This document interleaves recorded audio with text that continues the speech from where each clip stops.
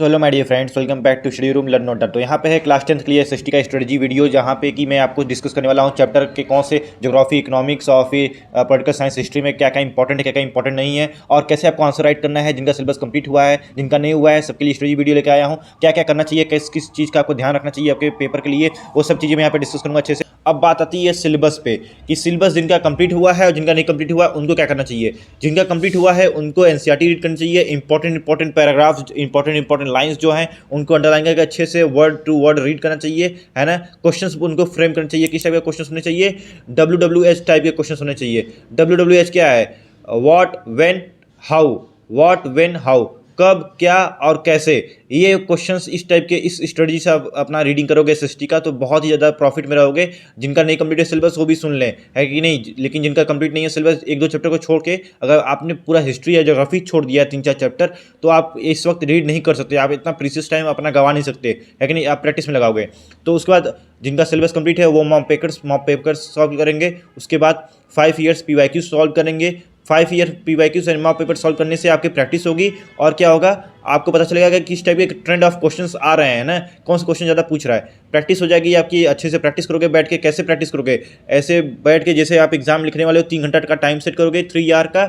उसके बाद आप 3 घंटे में कैसे कैसे लिखने वाले हो, कैसे कैसे क्वेश्चन को अटेम्प्ट करोगे, एकदम समझ लो बोर्ड टाइप का कंडीशन बना कि आप 9 से 12 बैठ के अपना सही से एग्जाम दोगे। फिर प्रैक्टिस मैप, आपको बैठ के मैप की प्रैक्टिस करनी पड़ेगी, क्योंकि मैप 5 नंबर का आ रहा है, 2 नंबर हिस्ट्री के प्लस 3 नंबर ज्योग्राफी से आ रहा है। ठीक, अब जिनका सिलेबस नहीं कंप्लीट हुआ है वो सिर्फ और सिर्फ एनसीईआरटी के क्वेश्चन आंसर याद कर लें, जो जो टॉपिक्स के आ रहे हैं। 5 ईयर PYQ लगा लें। 5 ईयर PYQ से क्वेश्चन छाट के जो आपके चैप्टर वाइज क्वेश्चन, 5-6 क्वेश्चन आपको 5 साल से मिल जाएंगे। हर चैप्टर के 5 साल से 5-6-7-8 क्वेश्चन मिल जाएंगे। उनको छाट के चैप्टर वाइज लर्न कर लो, लिख के, है कि नहीं। क्वेश्चन आंसर तो एनसीईआरटी के लर्न कर लोगे, प्लस आपको ट्रेंड भी पता चल जाएगा किस टाइप के क्वेश्चन आ रहे हैं। तो आपको एक समझ में आएगा कि अगर आपके पास टाइम बचेगा 5 ईयर PYQ सॉल्व करने के बाद, तो आप क्या करोगे, उन क्वेश्चन को, चैप्टर के उन टॉपिक को रीड कर लोगे कि इस टॉपिक से ज़्यादा क्वेश्चन पूछ रहा है। फिर लर्न मैप पॉइंटिंग को देख लो, 5 नंबर का आपका तैयार हो जाएगा। फिर रीड इकोनॉमिक्स।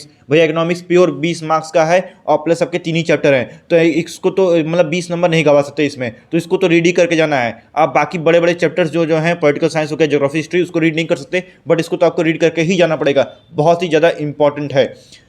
अब मेन समस्या आती है कि how to write answers in SST. Science का पता है, मैथ का पता है, how to write answer in SST. SST में कैसे लिखूँ आंसर, मुझे नहीं आता एसएसटी में लिखना। देखिए, सबसे पहले सॉल्व सेक्शन वाइज। लोग कहते हैं कि सबसे जो इंपॉर्टेंट आपको लग रहा है, पहले 3 मार्क्स वाले, 5 मार्क्स वाले, 4 मार्क्स वाले, है ना, पहले अटेंड कर लो।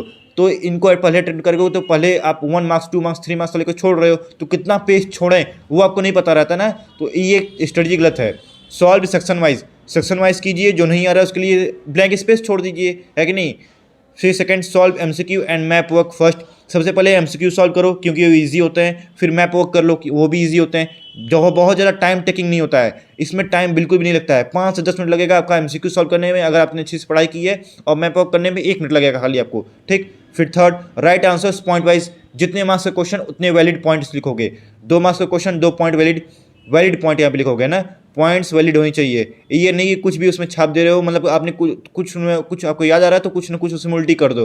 उल्टी नहीं करनी है वहाँ पे, कुछ भी है ना कि आपको दूसरी टॉपिक्स आ रही है तो दूसरी टॉपिक्स का आंसर लिख दो। ऐसे करने में टीचर इरिटेट होता है और टीचर को लगता है कि आपको कुछ नहीं आ रहा है। टीचर इरिटेट होता है, टीचर को लगता है कि आपको कुछ नहीं आ रहा है। तो वैलिड पॉइंट्स ही लिखोगे जिससे टीचर को लगे कि हाँ भैया बच्चे को जानकारी है। तो 2 नंबर का दो वैलिड पॉइंट लिखो। 3 मार्क्स का है तो 3 वैलिड पॉइंट, और 4 मार्क्स का है तो 4 पॉइंट। अब देखो, अगर आपको 4 नंबर का है, 4 पॉइंट नहीं आ रही है, 3 पॉइंट आ रहा है, 2 पॉइंट आ रहा है, या फिर 3 मार्क्स का तो 2 पॉइंट आ रहा है, 1 पॉइंट नहीं आ रहा है, तो स्टार्टिंग के जो पॉइंट्स होंगे, 2 पॉइंट्स, 3 पॉइंट्स, वो एकदम वैलिड होना चाहिए, टू द क्वेश्चन होना चाहिए। क्वेश्चन में जो पूछा है उसी से रिलेटेड आपका आंसर होना चाहिए, है कि नहीं। जैसे starting first 2 points should be very accurate and direct to the answer. ऐसा नहीं कि पहले ये एकदम बेकार लिख दो, लास्ट में अच्छा लिखो। स्टार्टिंग में बेकार लिख दोगे तो टीचर को इंप्रेशन गलत बनेगा कि आपको कुछ नहीं आ रहा है कि नहीं। आप उल्टा सीधा उसको खाली बहका रहे हो, तो लास्ट के पॉइंट्स में अच्छा इंटरेस्ट नहीं दिखेगा और नंबर नहीं दिखेगा आपको। तो अगर नंबर चाहिए तो स्टार्टिंग के वैलिड पॉइंट्स लिखो, उसके बाद ही आगे बढ़ो। नीचे वाली पॉइंट्स में कुछ और लिख सकते हो, ठीक, कि अगर आपको नहीं आ रहा है तो अब उसके लिए बता रहा हूँ। वैसे तो आपको पढ़ के ही जाना है, वैलिड पॉइंट्स ही लिख रहे हैं तभी मार्क्स मिलेंगे। और ओवर राइटिंग नहीं करनी है। ओवर राइटिंग मतलब जो बोलते हैं लोग, क्या बोलते हैं, एक मिसकंसेप्शन होता है उनका, कि मिसकंसेप्शन नहीं होता है उनका कि भैया बहुत भर भर के लिखो, है ना। भर भर के आपको नहीं लिखना पड़ता है, उतना लिखो जितना काम का है। 2 मार्क्स के 2 पॉइंट लिखो, 3 मार्क्स का 3 पॉइंट लिखो।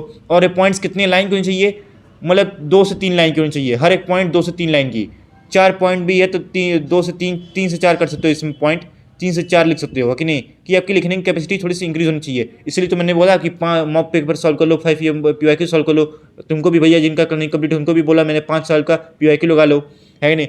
मैराथन वाला मत देखिएगा, मैराथन हो गया एंड आपके 100 इंपॉर्टेंट क्वेश्चंस जो हो गए, है ना, ये इंपॉर्टेंट क्वेश्चंस वाले से कुछ नहीं होने वाला है। जब तक आप प्रैक्टिस नहीं करोगे तब तक इनसे कुछ भी नहीं होने वाला है। ये कब काम आएगा आपका, जब आपकी प्रैक्टिस हुई होगी, है कि नहीं। तो मैराथन वाले में टाइम वेस्ट करोगे, 100 इंपॉर्टेंट क्वेश्चन वाले में टाइम वेस्ट करोगे तो कुछ नहीं होगा। तो अगर कुछ करना है तो आपको खुद से 5 साल के PYQs लगाने पड़ेंगे, मॉक पेपर देने पड़ेंगे, खुद से बैठ के 3 घंटे का टाइम सेट करके लिखना पड़ेगा रोज 4-5 दिन तक लगातार, है कि नहीं।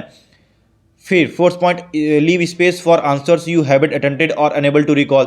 स्पेस छोड़ दो उनके लिए जिनको आप नहीं रिकॉल कर पा रहे हो, नहीं याद आ रहे हैं, है कि नहीं। ताकि उसके लिए आपको पता है 3 नंबर का है तो कम से कम मैं 3 पॉइंट लिखूंगा तो कम से कम मुझे इतना स्पेस छोड़ देना पड़ेगा। अगर ज़्यादा भी हो जाएगा तो कोई बात नहीं, है ना, ज़्यादा भी स्पेस छोड़ रहा है कोई बात नहीं। कौन सा आप तो मतलब आपके घर से पेपर तो लग नहीं रहा है कि आपको पैसा देना पड़ रहा है उसके लिए, है कि नहीं। 5th point, don't waste time in less mark question. बच्चे क्या करते हैं, 5 नंबर वाला नहीं आ रहा है, 5 वाले नंबर को नहीं करेंगे, पहले 1 नंबर का नहीं आ रहा है MCQ या फिर 2 नंबर का नहीं आ रहा है MCQ, मैप वर्क नहीं आ रहा तो पहले उसी के पीछे पड़े रहेंगे। MCQ भैया 1 नंबर का है, 4-5 नंबर वाले पॉइंट की ज़्यादा नंबर क्वेश्चन आते हैं, है कि नहीं। 4 नंबर का 4 नंबर मिलेगा, 5 नंबर 5 नंबर मिलेगा। पहले इनको रिकॉल करो, इनको करने की कोशिश करो, ना कि MCQ और मैप वर्क में एक क्वेश्चन नहीं आ रहा तो उसके पीछे पड़े हो। जब ये सब कर लो तब इसकी 1 मार्क के क्वेश्चन की टेंशन लो, क्योंकि 5 नंबर आपका 1% बनाता है, 1 नंबर आपका 0.2% खाली बनाता है। समझ रहे हो ना मेरी बात। तो वेस्ट मत करना टाइम, और उतना ही लिखना जितना आपके लिए मैंने बता रखा है, जितना इंपॉर्टेंट है। भर भर के लिखने का मतलब नहीं कि कुछ भी उसमें लिखते चले जा रहे हो, उल्टी करते चले जा रहे हो। उतना लिखो जितना आपके लिए इंपॉर्टेंट है। देखिए सबसे पहले हिस्ट्री में क्या है, the rise of nationalism in Europe, nationalism in India, the making of global world. सब टॉपिक सिर्फ 1 to 1.3 तक आएंगी। Print culture and the modern world, देखिए print culture and the modern world में बहुत ज़्यादा लर्न करने वाला चीज़ है। Rise of nationalism in Europe, इसमें भी थोड़ा सा लर्न करने वाली चीज़ है, बट इसमें समझ के अगर आप समझ लोगे तो आपको ईजिली लर्न हो जाएगा। तो इसमें समझने वाली बात है। नेशनलिज्म इज इन इंडिया, ये तो भैया हमारा प्यारा भारत के बारे में है तो इसको तो आपको पढ़ना ही पढ़ना पड़ेगा। फिर मेकिंग ऑफ ग्लोबल वर्ल्ड, इसमें 1 to 1.3 तक सब टॉपिक्स अच्छे से इंपॉर्टेंट आएंगी जो कि मेंशन किया गया है। तो आपका 18 मार्क्स का यहाँ पे क्या लिखा है, 18+2, 18 मार्क्स का आपका इसमें से आएगा थ्योरेटिकल पार्ट एंड 2 मार्क्स का मैप आएगा। तो मैप आपके 2 नंबर के आएंगे जो कि इंपॉर्टेंट है, तो मैप की प्रैक्टिस कर लीजिएगा। हिस्ट्री से, पॉलिटिकल साइंस से 1 भी नंबर का मैप नहीं आएगा, तो प्योर का प्योर आपका थ्योरी आएगा 20 नंबर का। Power sharing, federalism, gender, religion and caste, political parties, outcomes of democracy. तो देखिए डेमोक्रेसी वाले चैप्टर में आके बच्चे फंस जाते हैं। आउटकम्स ऑफ डेमोक्रेसी जब पूछता है तो डेमोक्रेसी वाले चैप्टर अच्छे से पढ़ लीजिएगा। जेंडर, रिलीजन, कास्ट तो आपको अच्छे से पता होगा। पॉलिटिकल पार्टीज के बारे में तो जिनको पॉलिटिकल साइंस में या फिर न्यूज़ वगैरह जो ज़्यादा देखते होंगे, जिनको पार्टीज में ज़्यादा इंटरेस्ट होता होगा, तो उनको ये वाला चैप्टर बड़ा पसंद आएगा, है कि नहीं। पावर शेयरिंग, फेडरलिज्म, फेडरलिज्म में आके थोड़ा सा क्या होते हैं कि इसमें समस्या होने वाली लगती है। पावर शेयरिंग तो अच्छे समझ में आती है कि नहीं। पावर शेयरिंग में चैप्टर तो ये चैप्टर पहले हम लोग अच्छे से कर लिए रहते हैं, बट इसमें आगे प्रॉब्लम होती है। अब ये 20 मार्क्स का प्योर हो गया आपका। फिर ज्योग्राफी में क्या करना है, resources and development, forest and wild life resources, water resources. Water resources agriculture तो ईजी है। एग्रीकल्चर में क्या आता है कि किस सीजन में कौन से क्रॉप यूज होते हैं, मतलब प्रोड्यूस होते हैं, और किस किस स्टेट में किस किस रीजन में ज़्यादा प्रोड्यूस होते हैं। तो इन वाले चैप्टर से एग्रीकल्चर से वो आता है। Water resource, forest and wild life resources and minerals and energy resources. इसमें खाली आपको रटने वाला चीज़ है ना कि किस एरिया में ज़्यादा मिनरल्स मिलते हैं, किस टाइप के मिनरल्स मिलते हैं, कितना प्रोडक्शन होता है, क्या क्या चीज़ उससे बनती है, वो चीज़ ज़्यादा इंपॉर्टेंट है यहाँ पे। तो आप क्या करोगे ना, प्रीवियस ईयर क्वेश्चन उठा के देख लोगे तो आपको पता चल जाएगा किस टाइप के क्वेश्चन आते हैं। इसमें देखिए 17 मार्क्स आपके प्योर थ्योरी आएंगे, 3 मार्क्स का मैप आएगा। तो 3 मार्क्स से मैप इसमें आ रहे हैं और 2 मार्क्स से मैप इसमें हिस्ट्री में आ रहे हैं।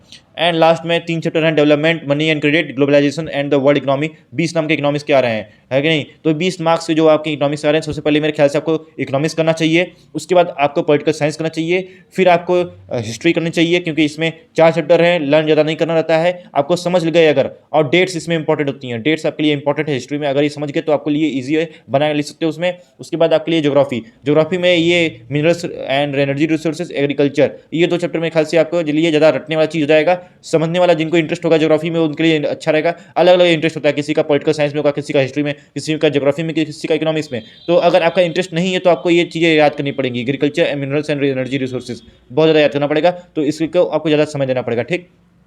ये आपके 80 मार्क्स से पूरे अब हो गए क्या, चैप्टर डिस्कशन, और फिर कितने मार्क्स के कौन से आ रहे हैं, मैप वर्क डिस्कशन हो गया। All the best for your exams dear friends. आपका एग्जाम बहुत अच्छे से जाएगा, जैसे साइंस का एग्जाम बढ़िया गया था इसी तरह इसका भी एग्जाम बढ़िया जाएगा। अगर आप प्रिपरेशन करोगे तो जरूर से जरूर आपको सफलता मिलेगी। लाइक से सब्सक्राइब कर लीजिए, इस तरह की स्ट्रेटजी वीडियो में लेके आता रहता हूँ।